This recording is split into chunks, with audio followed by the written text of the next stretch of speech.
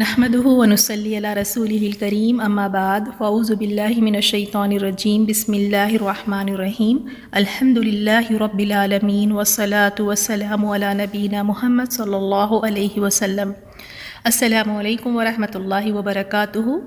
سورۃ النبا کا آج لیسن نمبر 2 ہے، اور پہلے لیسن میں ہم نے 5 آیات لی تھی جس میں مشرکین اور کفار کا ذکر آیا تھا کہ وہ آپس میں ایک دوسرے سے سوال کر رہے ہیں، اور اس سوال میں بھی ان کا اختلاف ہے۔ اس میں کچھ ایسے لوگ ہیں جو اس کا انکار کرتے ہیں اس چیز کے بارے میں، اور کچھ ہے کہ اس کو ماننے والے بھی ہیں، اور اس کا جواب اللہ تعالیٰ نے خود دیا کہ کس چیز کے بارے میں اختلاف کرتے ہیں۔ وہ ہے بہت بڑی خبر، ایسی نبا جو عظیم ہے، جو بہت عظیم خبر کے بارے میں، اور وہ ہے قیامت۔ تو ان کا تو یہ ایمان ہی نہیں تھا، کچھ لوگوں کا ان میں سے کہ ایمان ہی نہیں تھا کہ قیامت آئے گی، اور خاص طور پہ اس بات پہ کہ ایک بار جب ہم مر کے مٹی ہو جائیں گے تو کہاں ہمیں دوبارہ اٹھایا جائے گا۔ تو ان کے لیے تو یہ بڑی ناممکن سی بات تھی، اور اس میں اختلاف بھی کیا کرتے تھے۔ تو اس بات پر اللہ تعالیٰ نے انہیں ڈانٹ پلائی آیت نمبر 4 اور 5 میں، اور کہا کہ ان قریب یہ جان لیں گے۔ آج انہیں نہیں پتہ چلتا، ان قریب یہ ایسا دن آئے گا، یہ سب ان کو پتہ چل جائے گا۔ اور یہ اللہ تعالیٰ کی طرف سے ایک بہت بڑی سرزنش، ایک بہت بڑی ڈانٹ ہے۔ پھر اس کے بعد نیکسٹ آیات میں ہم دیکھیں گے آج کے لیسن میں آیت نمبر 6 سے، ان آیات میں اللہ تعالیٰ نے اپنی عظیم و شان قدرتوں کو بیان فرمایا ہے تاکہ اس کے ذریعے توحید کو واضح کر دے۔ ان آیات میں واقعی ایسا پیغام ہے کہ انسان کو توحید اس کو دکھا دے کہ توحید ہوتی کیا ہے، وہ شرک سے باز آ جائے۔ اور پھر انہی آیات میں اس بات کی بھی دلیل ہے کہ اللہ تعالیٰ قدرت رکھتا ہے کہ موت کے بعد اللہ تعالیٰ دوبارہ اس کو جی اٹھائے، پھر سے دوبارہ زندہ کر دے، موت کے بعد زندگی ہے، وہ ان آیات میں اس بات کی دلیل ہے۔ تو ہر ایک آیت کو آپ غور و فکر کریں، ہر ایک آیت پر، کیونکہ یہ اللہ تعالیٰ کی بڑی بڑی نشانیاں ہیں۔ اللہ تعالیٰ نے ان چیزوں کو ایسے ہی نہیں پیدا کیا۔ تو مومن تو ہر ایک چیز کو دیکھ کر اس میں غور و فکر کرتا ہے۔ اگر ایک چینٹی ہے اس کو بھی دیکھ کر، ایک ریت کے ذرے کو بھی دیکھ کر، ہر ایک چیز کو دیکھ کر، اللہ تعالیٰ کی بنائی ہوئی چیز کو دیکھ کر وہ اس میں غور و فکر کرتا ہے۔ بسم اللہ الرحمن الرحیم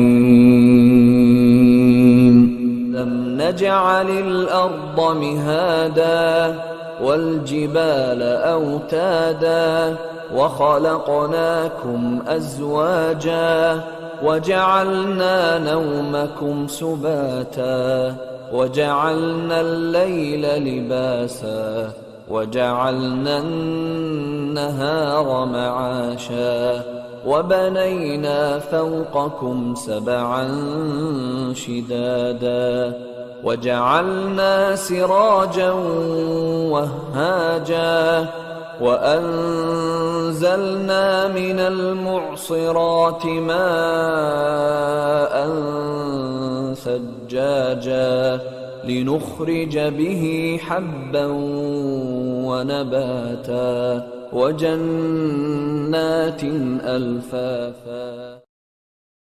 آج کی آیت نمبر 6 میں، اس آیت میں اللہ تعالیٰ نے ایک سوال کیا ہے، علم کیا نہیں، نجعل الارض مہادا، ہم نے زمین کو بچھونا بنایا؟ کیا ہم نے زمین کو بچھونا نہیں بنایا؟ اللہ تعالیٰ نے ایک سوال کیا ہے، اور یہ زمین اللہ تعالیٰ نے ہمارے لیے، اللہ تعالیٰ نے اس کو بنایا ہے، اور اس طرح بنایا کہ یہ زمین کو انسان کے تابع کر دیا۔ اس کو اللہ تعالیٰ نے انسان کے لیے فرش کی طرح، ایک بچھونے کی طرح میہاد بنا دیا، بچھونا۔ اگر آپ کو کوئی ایسا بچھونا آفر کرے یا ایسا بچھونا آپ کو دیے جس کے نیچے آگ بھی ہو اور پانی بھی ہو، تو بتائیں آپ اس پر آپ سونا پسند کریں گے یا اس پر بیٹھنا پسند کریں گے؟ ہر لمحہ یہ خوف رہے گا کہ کہیں وہ آگ نہ مجھے کھا لے، یا وہ پانی کہیں زیادہ ہو کے میں اس میں ڈوب نہ جاؤں۔ کوئی ایسے بچھونے یا بستر پہ بیٹھنا نہیں چاہے گا جس کے نیچے آگ اور پانی ہے۔ لیکن یہ جو اللہ تعالیٰ نے زمین جو بنائی ہے بچھونے کی طرح، اس زمین کے نیچے بھی آپ دیکھیں کیا کچھ نہیں چیزیں ہیں۔ اس کے اندر گرم لاوا ہے، آگ ہے، پانی ہے، اور پتہ نہیں کیا کیا چیزیں ہیں۔ لیکن پھر بھی کبھی ہمیں خوف نہیں آتا، اس زمین پہ ہم بڑی آسانی سے اور آرام سے گھومتے پھرتے ہیں، اور اللہ تعالیٰ نے اسے تابع کر دیا، اس پر انسان چلتا پھرتا ہے، اٹھتا بیٹھتا ہے، سوتا ہے، اور سارے اپنے کام کاج اس پر کرتا ہے۔ اور زمین انسان کو کچھ نہیں کہتی، کوئی اسے کھود رہا ہے، کوئی اس پر ہل چلا رہا ہے، کوئی اس پر کچرا پھینک رہا ہے۔ ایسی بھی نہیں کہ زمین ناراض ہو کے غصے میں لوگوں کو اپنے اندر کھینچ رہی ہے، نگل رہی ہے، کچھ نہیں کہتی۔ اللہ تعالیٰ نے زمین کو تابع کر دیا۔ اگر یہ تابع نہ ہوتی نا، تو اگر یہ تھوڑی سی بھی حرکت کرے تو ہمارا حشر نشر ہو جائے۔ پھر زلزلوں میں کیا ہوتا ہے، تھوڑی سی زمین ہلتی ہے اور دیکھیں کیا تباہی مچتی ہے۔ پھر تو اللہ تعالیٰ نے اس زمین کو انسان کے تابع کر دیا، چلنے کے قابل، رہنے بسنے کے اللہ تعالیٰ نے اس کو قابل کر دیا۔ پھر اس کے بعد اللہ تعالیٰ نے پہاڑوں کا ذکر کیا ہے۔ ہم دیکھیں یہ نشانی روز کتنی مرتبہ دیکھتے ہیں، زمین آسمان، لیکن کبھی ان کو دیکھ کر رب نہیں یاد آتا ہمیں، کبھی ان چیزوں کو دیکھ کر ہمارے ایمان میں اضافہ نہیں ہوتا۔ اللہ تعالیٰ ہمیں ایسا غور و فکر کرنے والا بنا دیں کہ اس کی ہر نشانی کو دیکھ کر ہم غور و فکر کریں، ہمارا ایمان بڑھے۔ اب آیت نمبر 7 میں اللہ تعالیٰ نے فرمایا والجبالا، اور پہاڑوں کا بھی مقصد ہے۔ پہاڑوں کو اللہ تعالیٰ نے اوتادا یعنی میخیں نے بنا دی، اللہ تعالیٰ میخوں کی طرح۔ ان پہاڑوں کو اللہ تعالیٰ نے میخوں کی طرح بنا کر زمین میں ان کو گاڑ دیا تاکہ اس کے ذریعے زمین مضبوط ہو جائے۔ اللہ تعالیٰ نے زمین کو بھی مضبوط کر دیا تاکہ تمہارے لیے آسانی ہو، تاکہ زمین حرکت نہ کرے۔ اگر یہ زمین ہلتی تو اس پہ بسنا مشکل ہو جاتا، بسنا کیا بلکہ اس پہ یہ رہنے کے قابل ہی نہیں رہتی۔ اور اس کی ایک مثال، اس کی چھوٹی سی جھلک ہم دیکھ سکتے ہیں۔ اگر کسی نے سفر کیا ہے جہاز میں یا ٹرین میں، اور وہ جب تیزی سے چلتی ہے تو اس تیزی سے چلنے والی ٹرین میں یا پلین میں چلنا پھرنا اٹھنا بیٹھنا مشکل ہو جاتا ہے۔ قدم اپنی جگہ پر نہیں رہتے ہیں، پکڑ پکڑ کر ہم آگے بڑھتے ہیں کہ کہیں گر نہ جائے۔ اور یہ زمین بھی بڑی تیزی سے گھوم رہی ہے لیکن ہمیں محسوس ہی نہیں ہوتا۔ تو یہ اللہ تعالیٰ کی کتنی بڑی نشانی ہے کہ زمین کے لیے اللہ تعالیٰ نے پہاڑ بنا کے اس میں گاڑ دیے تاکہ یہ زمین حرکت نہ کرے، یہ ہلے ڈلے نہ۔ اور پھر اس کے بعد اور ایک بہت ہی خوبصورت نشانی اللہ تعالیٰ کی، عظیم و شان قدرت اللہ تعالیٰ کی، اور وہ آیت نمبر 8 میں وَخَلَقْنَاكُمْ، اور ہم نے بنا دیا تمہارے لیے، تمہیں ازواجا جوڑے، اور ہم نے تمہیں جوڑا جوڑا پیدا کر دیا۔ اللہ تعالیٰ نے انسان کو بنا کر اس کا جوڑا بھی اللہ تعالیٰ نے ساتھ پیدا کیا۔ اتنے انتظامات اللہ نے کیے ہیں، یعنی مرد عورت کا جوڑا بنایا، اور ان میں سے ہر ایک دوسرے سے لطف اندوز ہوتا ہے، پھر اس سے نسل کا سلسلہ بھی جاری رہتا ہے۔ اور سورۃ الروم میں اللہ تعالیٰ نے فرمایا کہ اللہ تعالیٰ کی جو نشانیاں ہیں اس میں سے یہ ہے کہ اللہ تعالیٰ فرماتے ہیں تمہارے لیے اللہ تعالیٰ نے تمہارے ہی جنس میں سے بیویاں پیدا کی، تمہارے جوڑے پیدا کرے تاکہ تم ان کی طرف مائل ہو کر آرام حاصل کرو، اور اسی نے تمہارے درمیان مودہ و رحمہ، یعنی جوڑوں کے درمیان، میاں بیوی کے درمیان اللہ تعالیٰ نے مودہ اور رحمہ یعنی رحمت بھی اور محبت بھی اللہ تعالیٰ نے پیدا کر دی۔ کبھی اس میں غور و فکر کیا ہے؟ آپ ایسے ایسے جوڑے دیکھیں گی جو بالکل میچ نہیں ہوتے، بالکل نہیں میچ ہوتے، نہ ان کی سوچ نہ ان کا مزاج بالکل نہیں ملتے، لیکن پھر بھی مرتے دم تک ایک ساتھ وہ رہنا چاہتے ہیں، ایک چھت کے نیچے ساری زندگی ایک دوسرے کے ساتھ گزارنا چاہتے ہیں۔ کبھی کبھار اختلاف ہو جاتا ہے، کبھی کبھار ایک دوسرے کو تکلیف بھی پہنچا دیتے ہیں، تکلیف بھی ہوتی ہے، غصہ بھی آ جاتا ہے، لیکن پھر کچھ لمحے بعد، کچھ دنوں کے بعد اس کو بھول جاتے ہیں، نظر انداز کرتے ہیں، پھر ایک ساتھ اپنی زندگی گزر بسر کرتے ہیں۔ کس نے ڈالی ہے میاں بیوی کے درمیان یہ محبت، یہ رحمت، یہ جذبات کس نے ڈالے؟ یہ وہ رب ہے جس نے انسان کے لیے جوڑے بنائے تاکہ وہ ایک دوسرے سے سکون حاصل کریں۔ ان میں محبت بھی اور ان میں رحمت بھی اللہ تعالیٰ نے ڈالی ہے۔ تو اگر ہم چاہتے ہیں، اگر کوئی ایسی میری بہنیں ہیں جو یہ شکایت کرتی ہیں کہ ہمارے شوہر ہم سے محبت نہیں کرتے، تو دلوں میں محبت ڈالنے والا صرف اللہ تعالیٰ ہے، اسی سے مانگیں یہ محبت۔ اور کئی عورتیں اپنی محبت یعنی اپنی شوہر کی محبت پانے کے لیے وہ جادو ٹونوں تک چلے جاتی ہیں جو شرک ہے، اور اپنا ایمان کا سودا کر کے شوہر کی محبت پانے کی کوشش کرتی ہیں۔ تو رب سے محبت مانگے. اللہ تعالیٰ نے بتا دیا سورۃ الروم میں، اللہ تعالیٰ نے فرما دیا اللہ تعالیٰ ہی ہے جو مودہ اور رحمہ ان جوڑوں میں ڈالتا ہے. ان رشتوں میں بھی آپ دیکھیں، میاں بیوی کے رشتوں میں اتنی غور و فکر کی باتیں ہیں. حالانکہ جو خونی رشتے ہوتے ہیں زندگی بھر، یعنی ایک بھائی بہن ہے تو ایک طویل عرصہ ایک چھت کے نیچے گزارتے ہیں، 20-25 سال، لیکن پھر بھی وہ والی محبت نہیں ہوتی ہے جو ایک میاں بیوی میں محبت ہوتی ہے. بڑی سوچنے اور غور و فکر کرنے والی بات ہے کہ ایسی کیا بات ہے، ایسی اس میں کیا کشش ہے، کس نے یہ کشش ڈالی. تو یہ بھی اللہ تعالیٰ کی ایک بہت بڑی نشانی ہے کہ اللہ نے تمہارے لیے جوڑے بنائے ہیں. اور اس کا مقصد کیا ہے؟ سکون. اللہ تعالیٰ ہمیں ایسا بنا دے کہ ہم اپنے ازواج کے لیے، ان کے لیے ہم سکون کا ذریعہ بن سکیں. اب نیکسٹ آیت میں، آیت نمبر 9 میں نیند کا ذکر آیا ہے. وَجَعَلْنَا، اور ہم نے، یعنی تم بنا دیا، ذریعہ بنایا تمہارے لیے، نومکم، تمہاری نیند کے لیے، سباتا، یعنی آرام کا ذریعہ. اللہ تعالیٰ فرماتے ہیں اور ہم نے تمہاری نیند کو آرام کا ذریعہ بنایا ہے. نیند بھی اللہ تعالیٰ ہی کی طرف سے ہوتی ہے. اللہ تعالیٰ ہی یہ نیند اللہ تعالیٰ دیتا ہے. تو انسان سارے دن کی تھکان اور بھاگ دوڑ کے بعد جب ایک 5-6 گھنٹے آرام کی نیند لے لیتا ہے رات میں، تو صبح بالکل تر و تازہ ہو کر اٹھتا ہے. یہ جو ہم صبح اٹھتے ہیں تر و تازہ، تو یہ کس نے ہمیں یہ نیند دی؟ یہ میٹھی نیند جسے ہم سو کر اٹھتے ہیں تو بالکل فریش محسوس کرتے ہیں. یہی نیند سے انسان آرام حاصل کرتا ہے. اسی نیند کے ذریعے اپنی تھکاوٹ کو انسان دور کرتا ہے. اور نیند بھی ایسی چیز ہے کہ جب یہ آنے لگتی ہے، جب نیند آنے لگتی ہے تو اس کو کنٹرول کرنا مشکل ہو جاتا ہے. بیٹھے بیٹھے انسان دیکھیں آپ وہاں پہ اونگنے لگتا ہے. نیند پر بھی انسان کا کنٹرول نہیں ہے. اور آپ نے سنا ہوگا جو لوگ ڈپریشن کا شکار ہو جاتے ہیں، جو بہت ہی زیادہ مایوس اور غمگین رہتے ہیں، جب ان کا علاج ڈاکٹرز کرتے ہیں تو انہیں نیند کی دوائیں دی جاتی ہیں. کیوں؟ تاکہ وہ سوئیں اور انہیں تھوڑا آرام ملے. تو اللہ تعالیٰ نے بنا کوئی دوائی کے، بنا کسی چیز کے، اللہ تعالیٰ نے تمہارے لیے انتظام کیا تمہاری تھکاوٹ دور ہو سکے. یہ نیند بھی اللہ تعالیٰ کی طرف سے ایک بہت بڑی نعمت اور ایک بہت بڑی نشانی ہے. کتنی مرتبہ ہم صبح اٹھ کر واقعی دل سے شکر ادا کرتے ہیں کہ یا اللہ آج میں بڑی آرام کی نیند سوئی. یا اللہ اگر تو نہ سلاتا تو میں نہیں سوتی، نیند بھی تیری طرف سے ہے. اب اس کے بعد آیت نمبر 10 میں رات کا ذکر ہے. وَجَعَلْنَا اللَّيْلَ، اور ہم نے بنایا رات کو. کس طرح بنایا رات کو؟ لباسا، لباس. اور ہم نے رات کو تمہارے لیے لباس بنایا. یہ بھی اللہ تعالیٰ کا کتنا بڑا ہم پہ فضل و کرم ہے کہ اس نے رات ہمارے لیے بنائی. اگر دن ہی ہوتا اور بھاگ دوڑ ہی ہوتی تو انسان آرام کس طرح کرتا، نیند اپنی پوری کیسے کرتا.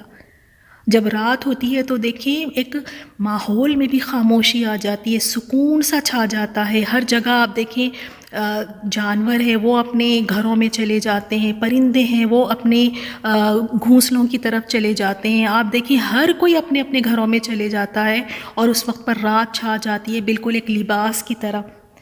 یعنی رات کی تاریکی اور اندھیری اور سیاہی کو اللہ تعالیٰ نے یہ سیاہی لوگوں کو ڈھانپ لیتی ہے ایک لباس کی طرح. جیسے لباس انسان کو ڈھانپ لیتا ہے، اسی طرح یہ رات کی تاریکی اور سیاہی لوگوں کو ڈھانپ لیتی ہے. تو اس آیت کے ذریعے بھی ہمیں ایک یہ بات پتہ چلی کہ اللہ تعالیٰ نے رات کو لباس بنایا، اور اس میں اصل مقصد یہ ہے کہ رات میں انسان سوئے، اپنی تھکان کو دور کرے، اپنی نیند پوری کرے. ہم نے اس نظام کو ہی الٹ کر دیا. اللہ تعالیٰ نے جس مقصد سے رات بنائی، جس مقصد سے دن بنایا، ہم اس طرح سے دن اور رات اپنی نہیں گزارتے. دن ہم سو کر گزار رہے ہیں اور رات ہم جاگ کر گزار رہے ہیں. اسی وجہ سے دیکھیں کتنے لوگ بیمار رہتے ہیں، سستی کا شکار رہتے ہیں. بہت ساری ایسی چیزیں ہیں جو وقت پر نہیں ہو پاتی ہے. لائف ایک ڈسپلن سے نہیں گزرتی کیونکہ ہم نے نظام کو ہی چینج کر دیا. اللہ تعالیٰ نے رات کو لباس بنایا اور رات کو سونے کا اللہ تعالیٰ نے، نیند کو اللہ تعالیٰ نے بھیجا کہ رات کو سو کر انسان اپنی تھکان کو دور کرے. اب پھر نیکسٹ آیت میں دن کا بھی اللہ تعالیٰ نے ذکر فرمایا. دن اور رات یہ بھی اللہ تعالیٰ کی بڑی بڑی نشانی ہیں.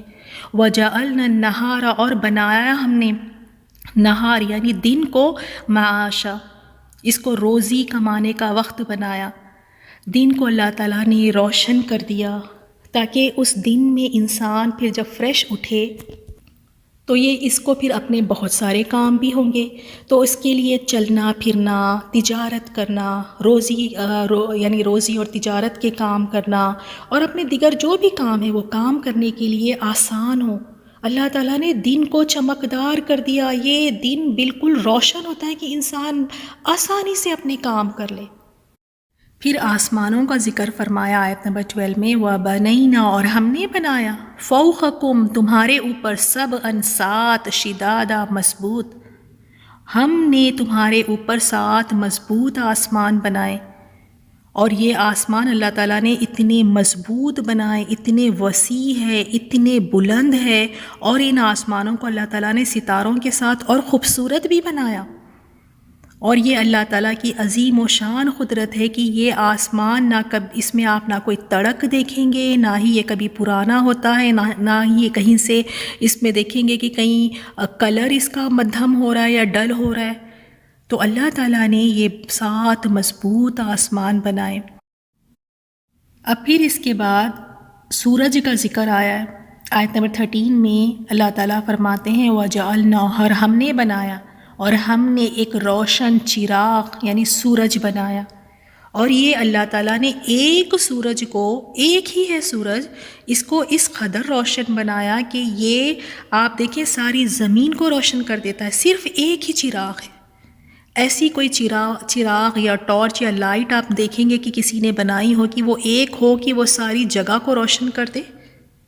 اور اس سورج کو اللہ تعالیٰ نے بالکل برابر فاصلے پہ رکھا ہے زمین سے۔ اگر یہ تھوڑا سا بھی زمین کے قریب آ جائے یہ سورج تو زمین تہس نہس ہو جائے، جل کر خاک ہو جائے۔ تو اس کو برابر فاصلے پر کس نے رکھا؟ کس کے حکم پر یہ سورج کام کر رہا ہے؟ اور اللہ تعالیٰ نے اس کو روشن بنایا، ایک سورج سب کو روشنی دے رہا ہے، ہر آپ زمین کا کونا کونا دیکھیں کہ روشن ہو جاتا ہے۔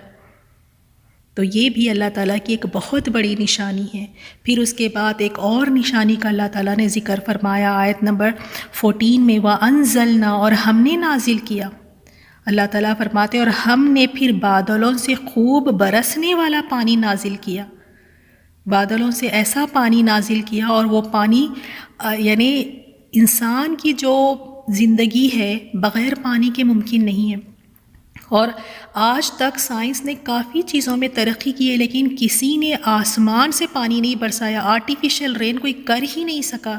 یہ اللہ تعالیٰ کی ایسی قدرت ہے کہ اللہ تعالیٰ ہی ہے جو آسمان سے پانی کو برساتا ہے، اور اسی پانی سے پھر زندگی ہے۔ اور اس پانی کے ذریعے کیا اس کا مقصد ہے؟ آیت نمبر 15 اور 16 میں اللہ تعالیٰ فرماتے ہیں، لِنُخْرِجَ، تاکہ اس کے ذریعے ہم نکالیں، کیا نکالیں؟ حَبًّا وَنَبَاتًا، تاکہ ہم اس کے ذریعے، حب کہتے ہیں دانہ، یعنی وہ اناج جسے خوراک کے لیے اسٹور کر لیتے ہیں یا ذخیرہ کر لیا جاتا ہے، جیسے چاول ہے، مکئی ہے، گندم ہے، تو اسے کہتے ہیں اناج۔ تو لوگ اس کو اسٹور کر کے رکھ لیتے ہیں، اور یہ بارش ہونے کے بعد ہی یہ زمین سے اللہ تعالیٰ اس کو اگاتا ہے۔ یہ اور نباتات ہے، نباتات یعنی جس میں سبزیاں ہیں اور جانوروں کے لیے چارہ ہے، یہ سب زمین سے اگتا ہے تاکہ انسان یہ سبزیاں، اس میں پھل ہے، نباتات ہے، اس میں سے تازہ تازہ نکالے اور اپنے لیے یہ کھائیں، اس میں سے تازی چیزیں۔ اور وجنات الفافا، اور گھنے باغات اللہ تعالیٰ نے اگائے ہیں۔ اور یہ باغات کیسے گھنے ہیں کہ اتنے گھنے ہیں، ان کی شاخیں، ان کی جو برانچز ہیں اتنی زیادہ ہے، ان کی کثرت کی وجہ سے وہ ایک دوسرے سے ملی ہوئی ہیں۔ تو گھنے باغات یہ بھی اللہ تعالیٰ اگاتا ہے۔ تو ان ساری نشانیوں کا اللہ تعالیٰ نے ذکر فرمایا۔ کون کون سی نشانیات کا؟ آیت نمبر 6 سے 16 میں دیکھیں اللہ تعالیٰ نے کیا فرمایا، زمین کو اللہ تعالیٰ نے کیا تمہارے لیے مہادہ، بچھونا یا فرش نہیں بنایا؟ پھر پہاڑوں کے بارے میں اللہ تعالیٰ نے کیا فرمایا، یہ اللہ تعالیٰ نے اوتادا یعنی میخیں بنائے تاکہ زمین میں اس کو گاڑ دیں، زمین حرکت نہ کرے۔ پھر تمہارے لیے ازواج بنائے، جوڑے جوڑے اللہ تعالیٰ نے بنائے۔ تمہارے لیے نیند بنائی، اللہ تعالیٰ نے نیند کو سباتا بنایا، تمہارے لیے آرام کا ذریعہ۔ تمہارے لیے اللہ تعالیٰ نے رات کو لباس بنا دیا، دن کو کمائی کا، روزی کا ذریعہ بنا دیا، دن کو روشن کر دیا۔ آسمان کو تمہارے لیے شدادہ مضبوط بنا دیا، سورج کو تمہارے لیے سراجہ ایک روشن چراغ بنا دیا، اور بادلوں سے تمہارے لیے اللہ تعالیٰ نے بہتا ہوا پانی برسایا ہے، اور نکالا ہے تمہارے لیے حب و نباتہ، اناج اور سبزہ۔ یہ سب اللہ تعالیٰ کی قدرتیں ہیں، نشانیاں ہیں۔ اس میں ایک توحید کا پیغام ہے کہ جب یہ اللہ تعالیٰ یہ سب کچھ کر سکتا ہے تو کیا اس کے لیے مشکل کیا ہے؟ اس میں اللہ تعالیٰ کے لیے مشکل ہو سکتی ہے کہ کسی انسان کو دوبارہ پھر سے پیدا کر دے؟ وہ رب جب یہ ساری چیزیں کر سکتا ہے تو ایک انسان کو دوبارہ اٹھانا اس کے لیے کوئی ناممکن بات نہیں ہے۔ تو اس میں ہمارے لیے بھی بڑے غور و فکر کے پہلو ہیں۔ ہم اپنی زندگیوں میں اتنے پریشان ہو جاتے ہیں مسئلے مسائلوں میں، ان آیات میں غور و فکر کریں۔ جو رب ایک سورج سے ساری دنیا کو روشن کر سکتا ہے تو کیا وہ رب میری زندگی میں آئے ہوئے اندھیروں کو روشن نہیں کر سکتا؟ کیوں مجھے اور دوسروں کے در جانے کی ضرورت ہے؟ وہ رب جو سورج سے روشن کر سکتا ہے ایک سورج سے، تو میری زندگی میں بھی روشنیوں کو وہ بھیج سکتا ہے۔ وہ رب جو پانی برساتا ہے اور اس کی پانی برسنے کی وجہ سے اناج اور سبزہ اگتا ہے، تو کیا اللہ تعالیٰ جب میرے حالات بڑے مشکل ہو، جب میں تکلیف میں ہوں، تو کیا اللہ تعالیٰ اپنی رحمتوں کی بارش نہیں کر سکتا مجھ پر؟ جس طرح اللہ تعالیٰ ایک مردہ بنجر زمین کو بارش کے بعد اللہ تعالیٰ زرخیز کر دیتا ہے، تو کیا اللہ تعالیٰ میری زندگی کو خوشگوار نہیں کر سکتا؟ کیا اگر کوئی بے اولاد ہے تو کیا اللہ تعالیٰ اسے صاحب اولاد نہیں کر سکتا؟ ان آیات کے ذریعے اپنے رب کی قدر جانیں، اس کی عظمتوں کو، اس کی قدرتوں کو پہچانے کہ وہ رب کیا ذات ہے، غور و فکر کریں، اور ہر حال میں صرف اللہ سے مانگے، اللہ سے مانگے۔ نہ ملے پھر مانگو اللہ تعالیٰ سے، اگر پھر نہ ملے اسی سے مانگتے رہو، صرف اسی سے مانگتے رہو۔ وہی ہے، اسی کے در سے ملے گا، وہی دینے والا ہے۔ اور اگر نہیں مل رہا ہے تو مایوس نہ ہو، اس کو پتہ ہے کس کو کیا دینا ہے، اس کے نہ دینے میں بھی حکمت ہے۔ تو مانگنا ہے تو صرف اسی کے در سے مانگو۔ اور ان آیات میں توحید کو بھی اللہ تعالیٰ نے واضح کر دیا۔ جو لوگ اللہ تعالیٰ کو چھوڑ کر اوروں کے در جاتے ہیں، وہاں جا کر اپنے ماتھے ٹیک رہے ہیں، سجدے کر رہے ہیں، وہاں ان سے ایسی محبت کرتے ہیں جیسے اللہ سے محبت ہونی چاہیے، وہاں جا کر ان سے روزی روٹی مانگتے ہیں، وہاں جا کر بیٹیوں کے رشتوں کی بھیک مانگتے ہیں، وہاں جا کر اپنی صحت کے علاج کے لیے وہاں پہ جا کے سجدے کرتے ہیں، اولاد کے لیے جاتے ہیں، دوسروں کے آگے جا کے سجدے کرتے ہیں۔ تو یہ بتاؤ کہ انہوں نے کیا پیدا کیا؟ آج کی آیت میں ہم نے دیکھا نا، اللہ تعالیٰ نے زمین، آسمان، سورج، بارش اور نباتات، یہ سب کچھ اللہ تعالیٰ نے پیدا کیا۔ تو جو تم غیر اللہوں کے پاس جاتے ہو، جن سے جا کر اپنی حاجتیں مانگتے ہو، اپنی مشکلات کے لیے تم جاتے ہو، تو بتاؤ انہوں نے کیا پیدا کیا؟ وہ تو اتنے کمزور ہے کہ وہ خود پیدا کیے گئے، وہ خود اپنے نفع اور نقصان کے مالک نہیں تھے، تو وہ کیا کسی کا نفع کریں گے، وہ کیا کسی کو نقصان سے بچا سکیں گے؟ مانگنا ہے تو صرف اللہ تعالیٰ سے مانگو۔ یہ آیات بہت ہی زبردست ہے، بہت ہی امپورٹنٹ ہے توحید کے لیے، کہ مانگنا ہو تو صرف اپنے رب سے مانگو۔ اور جتنے لوگ اللہ تعالیٰ کو چھوڑ کر جس کسی سے بھی مانگ رہے ہو، اللہ تعالیٰ کے سوا میں سب آ جاتے ہیں۔ اللہ تعالیٰ کے سوا اگر کوئی فرشتوں سے مانگ رہے، کوئی نبیوں سے مانگ رہے، یا کوئی اولیاء اللہ سے مانگ رہے ہو، کسی سے بھی مانگ رہے ہو، لیکن یہ جان لے کہ جو مانگنے والا ہے وہ بھی کمزور ہے، جس سے مانگا جا رہا ہے وہ بھی کمزور ہے۔ لیکن رب ایسی ذات ہے کہ وہ ہر کمزوری سے وہ پاک ہے، وہ ہر چیز پر قدرت رکھتا ہے۔ تو الحمدللہ آج کی آیات یہی مکمل ہوتی ہیں۔ اللہ تعالیٰ سے ہم یہی دعا کرتے ہیں کہ یا اللہ ہماری آخری سانس تک ہمیں توحید پر قائم رکھیں، ہمیں، ہماری اولاد کو، ہمارے آنے والی نسلوں کو اللہ تعالیٰ توحید پر قائم رکھے، اور شرک سے ہم سب کو محفوظ رکھے۔ آمین یا رب۔